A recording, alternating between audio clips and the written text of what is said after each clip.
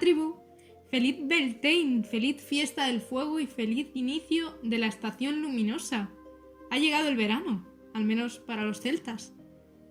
He pensado mucho en qué tratar en el vídeo de esta semana porque quería que fuera especial conmemorando esta fiesta, pero creo que no tiene mucho sentido que os explique cómo celebrar o de qué trata esta festividad. Primero porque seguramente la mayoría de los que estáis viendo el vídeo ya lo sabéis. Y si no, os recomiendo, por ejemplo, canales como Solitud o Falana. Tiene la explicación de todas las fiestas de la rueda del año de una manera que a mí me encanta. Hay canales en inglés, en francés, que hacen esto mismo. Hay muchos vídeos ya explicando la fiesta y creo que no aportaría nada nuevo. Así que, por este motivo, y porque en el canal el segundo vídeo más visto es el de la charla histórica que tuvimos con José Carlos, he decidido invitarle de nuevo, pero con un tema muy relacionado con esta fiesta que hoy celebramos. Mañana, en realidad, que es la luna llena. El celtismo. Creo que vendrá muy bien tener una charla histórica sobre este tema, dado que hay muchos puntos que se toman erróneamente y creo que puede ser una buena manera de aprender más sobre los celtas y disfrutar de Beltane con mucha más historia por nuestras venas. Sin más, doy paso al vídeo de esta semana.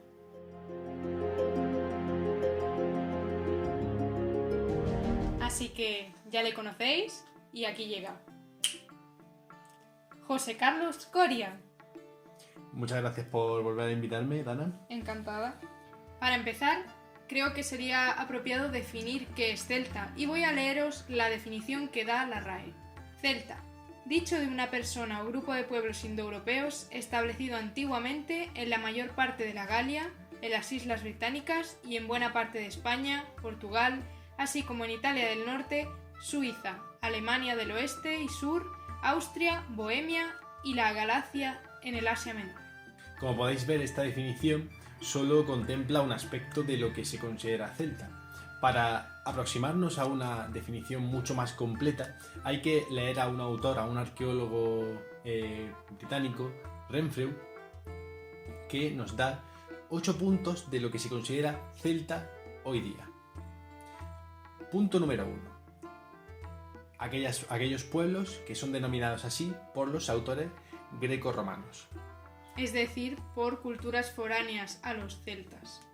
En segundo lugar, pueblos que son denominados así, que se denominan así a sí mismos celtas. Número 3, es un grupo lingüístico de lenguas con un origen común. Filológicamente hablando, son lenguas celtas. Tales como el irlandés, el gaélico, el bretón. Luego hablaremos de eso. En cuarto lugar, tenemos que diferenciar una cultura arqueológica que se desarrolla en las regiones que da la RAE, en todas esas regiones, que se llama la cultura de Latén, es un nombre francés, y se da a lo largo de la segunda edad del hierro, básicamente desde el siglo V a.C. hasta el siglo I a.C. En quinto lugar, Renfrew nos habla de un estilo artístico celta. Dejadme explicaros. En cuanto a estilo artístico, esta cultura de Latén va a tener una gran personalidad, es decir, va a realizar orfebrería, es decir, joyas, va a realizar armas, va a realizar... Sus expresiones artísticas lo que van a ser es después copiadas por la gente actual y todo eso, tanto en época medieval como posteriormente, va a dar lugar a una interpretación del arte celta. En sexto lugar, tendríamos lo que Renfrew denomina el espíritu céltico, es decir, todos aquellos valores que se les atribuye tradicionalmente a estos celtas de la fuente y de la arqueología, como el heroísmo, el liderazgo, la independencia, etc. Valores que provienen de las crónicas y descripciones de autores grecolatinos, no hay que olvidarlo. Exacto. En séptimo lugar, y retomando lo que estábamos hablando con el arte celta, también se denomina un estilo de arte muy concreto que se desarrolla en el mundo irlandés. Y por último, este autor considera que todos estos valores entremezclados, que sobre todo que han calado mucho en ciertas regiones, también se pueden considerar celtas. Zonas como Galicia, como Bretaña, etc. Todos esos valores que se han quedado en el folclore de la región, también los considera tal. Lugares a los que vas y dices, tienes ese sentimiento de que estás en una tierra celta. Exacto. Son todos estos valores de los que hemos hablado los que se identifican como celtas, que incluyen una música concreta, una imaginería concreta, una mitología, pero ¿cuáles son estas zonas sobre las que recaen estos valores? Irlanda, Escocia, Bretaña, Cornwall, la isla de Man, todas ellas tienen algo en común, y es que están consideradas dentro del grupo de las naciones celtas. Estas naciones celtas, lo que tienen en común que les hace pertenecer a esta agrupación, es una cultura común con raíces supuestamente celtas, especialmente lingüísticas, pues tienen idiomas que se hablan en la actualidad o que se han hablado que tienen su raíz en una lengua celta. Este caso se cumple para todas menos para Galicia, porque Galicia es una nación celta cuyo idioma procede del latín, el gallego, que es una lengua romance. A partir del siglo XIX, teóricos de todas estas regiones van a poner en marcha teorías que ponen sobre la mesa estos elementos en común, teniendo en cuenta este sustrato teóricamente celta común, el idioma, tradiciones más o menos similares. No obstante, en la Edad del Hierro, estas regiones no tenían una unidad y por supuesto no eran para nada homogéneas. Tenían en común una lengua, tenían en común ciertas tradiciones, pero políticamente no tenían ninguna unidad. Por tanto, esto es un ejemplo de el uso interesado a favor del nacionalismo de un pasado usando la filología y la arqueología. Por lo tanto, esta idea de nación celta es una idea bastante actual que seguramente los celtas de la Edad del Hierro no compartían en absoluto. Tiene su origen, como ya ha dicho José, en el siglo XIX y está muy influenciada por movimientos como el romanticismo. Así que sí, somos un poco románticos si queremos creer que los celtas fueron un pueblo unido que fue desde las Islas Británicas hasta prácticamente Asia. Pero en verdad son varias culturas arqueológicas con rasgos comunes, entre ellos una posible lengua común. Por supuesto, no queremos decir que todo el ámbito considerado celta hablara el mismo idioma, pero sí que tenían un sustrato común, igual que lo tiene nuestro idioma y todos los demás romances con el latín, aunque no por ello nosotros hablemos latín. Pero en la actualidad, ¿qué lenguas pueden ser consideradas celtas? Una de las lenguas de la antigüedad que podemos considerar celtas es el galo, que como su propio nombre indica se habló en gran parte de la Galia. Los primeros documentos escritos los tenemos en el siglo III a.C. por influencia greco-romana. Se va a continuar su uso hasta el siglo IV a.C., ya bajo dominación romana. Perteneciente a esta lengua tenemos documentos epigráficos muy interesantes como es el calendario de Coligny. Este calendario es muy importante para los neopaganos porque aquí es donde están escritos los nombres de los meses celtas, celtas al menos de la zona de la Galia, y algunas de las festividades y cuándo se celebran. Por ejemplo, la de Beltane, que se celebraba durante la luna llena del mes de Guiamonios. No obstante, también hay que decir que este calendario está fragmentado, por tanto muchas de las conclusiones que se puedan extraer de él hay que cogerlas con la debida cautela.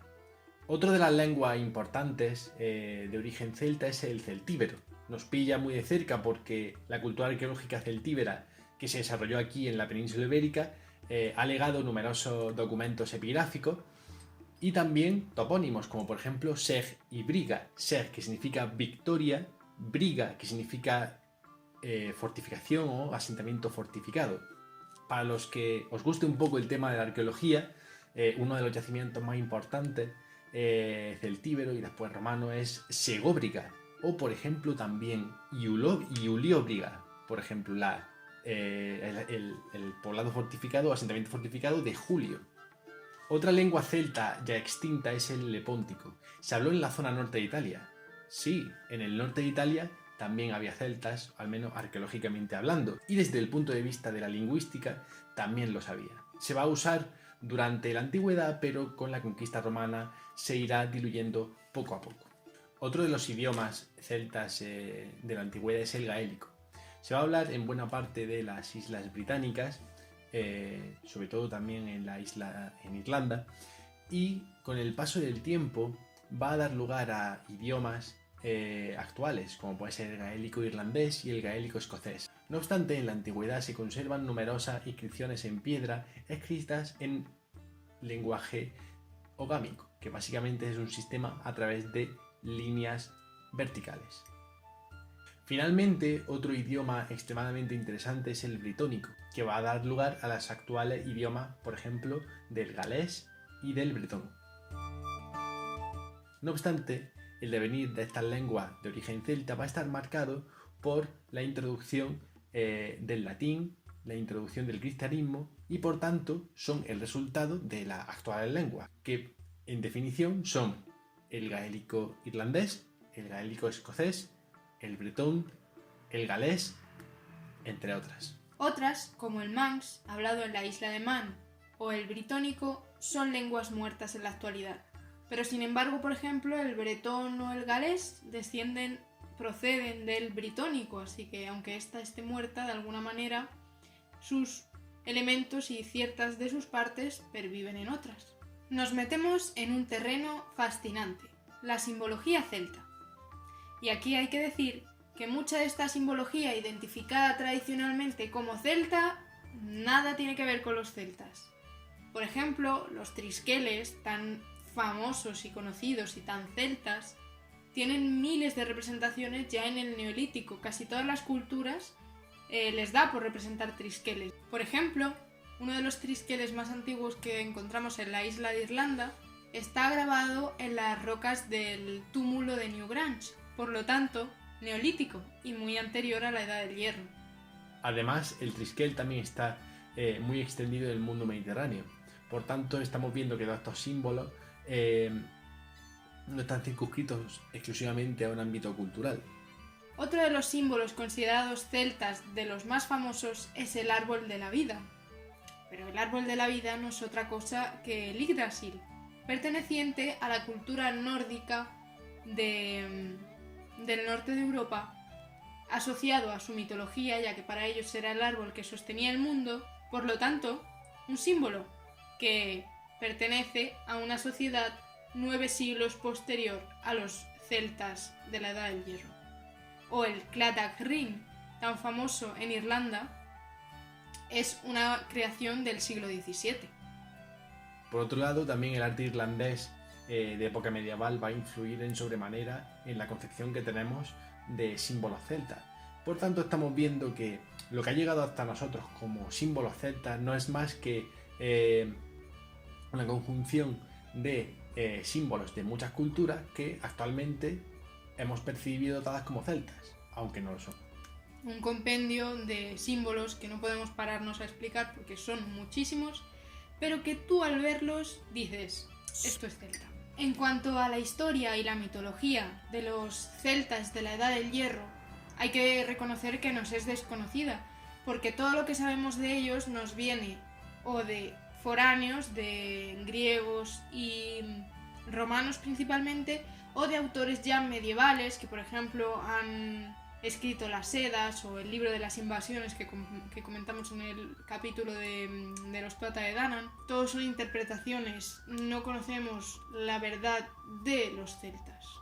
No obstante, también para estudiar la religiosidad celta, no solo estudiamos a los romanos que identifican sus dioses con los celtas, sino que también usamos, por ejemplo, la toponimia. Entonces, el hecho de que, por ejemplo, en el norte de la península ibérica y ciertos hallazgos de metales y de ofrendas en ríos y lagos nos hacen también pensar que estas gentes tendrían muchas divinidades anicónicas, es decir, no tendrían un aspecto determinado que se relacionarían con la agua, además de con el caballo, con el sol. Pero como bien ha dicho Dana, la óptica y el sesgo grecolatino pesa mucho en la inferencia, en las conclusiones que podamos hacer de estos pueblos. Por ejemplo, la divinidad que se representa con la figura del caballo, ya sea femenina o masculina, está súper extendida por toda la zona de influencia celta. Casi todos los pueblos, sean de donde sean en el ámbito considerado celta, representan caballos como con un carácter sagrado.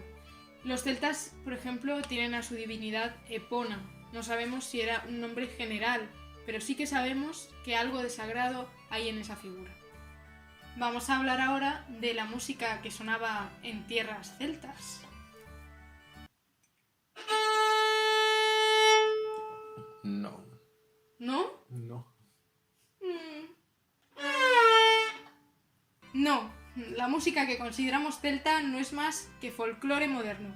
Y siento decirlo porque soy una gran fan, pero los celtas nunca tuvieron ni violines, ni gaitas, ni... Arqueológicamente solo se ha encontrado un instrumento llamado carnix.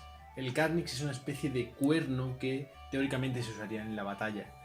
También se han encontrado aquí en la península, concretamente en la zona de Numancia, una serie de trompetas que teóricamente tendrían una función parecida a este carnix, pero nada de violines, nada de gaitas. Pero el carnix es un instrumento, si es que lo podemos llamar así, muy interesante. Y era para los celtas tan sagrado que jamás revelaron su nombre. De hecho, carnix simplemente significa en latín cuerno, porque hasta ahí les llegó la originalidad. Tiene forma de cuerno, pues lo llamamos cuerno. Algún día os hablaré de la originalidad de los romanos para poner nombres a las cosas. Pero el carnix es fascinante y tiene un sonido que es increíble. Algunos músicos se han puesto a utilizarlo en algunas de sus canciones y, por ejemplo, Carlos Núñez lo tocó en uno de sus conciertos y te quedas... Eso, en una batalla, tenía que cundir el pánico.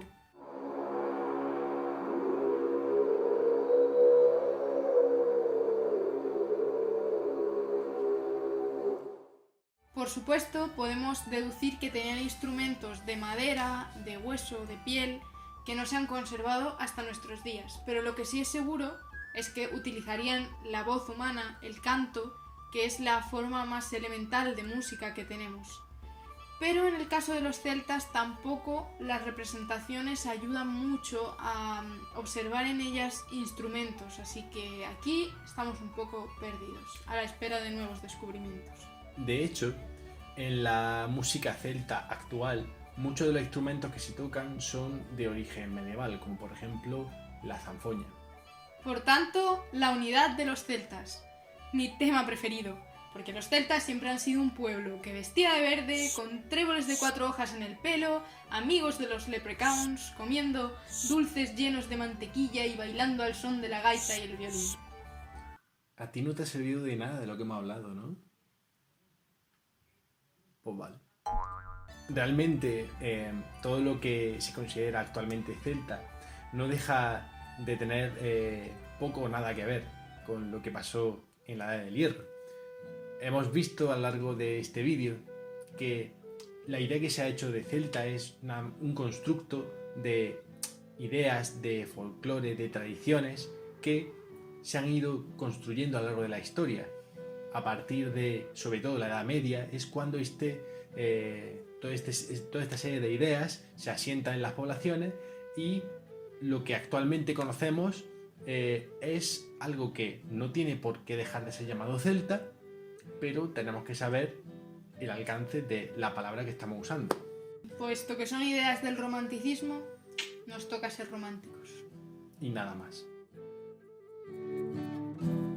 Podemos concluir que, al fin y al cabo, la convivencia de culturas y pueblos acaba dando lugar a que las cosas se entremezclen, formando otras nuevas, combinando aspectos de unos y de otros, pero esto no es necesariamente perjudicial.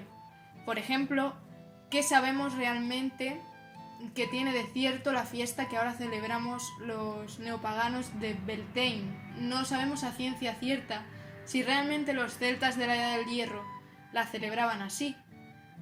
Pero si nos ponemos a pensar, lo importante de una creencia o de una festividad es el modo en que te hace sentir.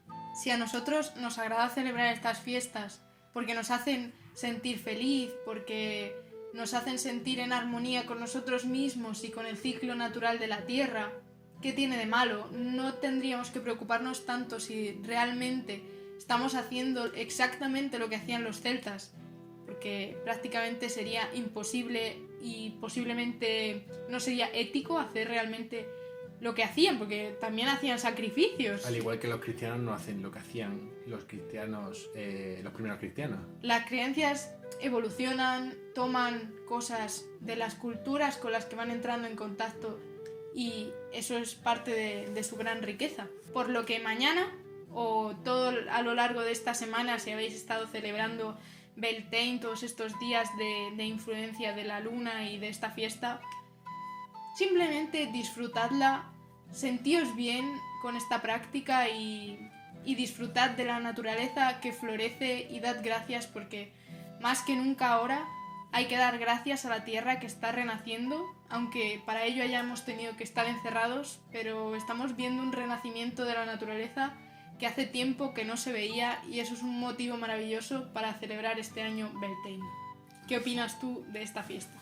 Opino que es una fiesta que, independientemente de que sepamos o no que nuestros antepasados la celebraran, es una fiesta que incita a buenos sentimientos y que de verdad animo a que celebréis o al menos os intereséis en su origen.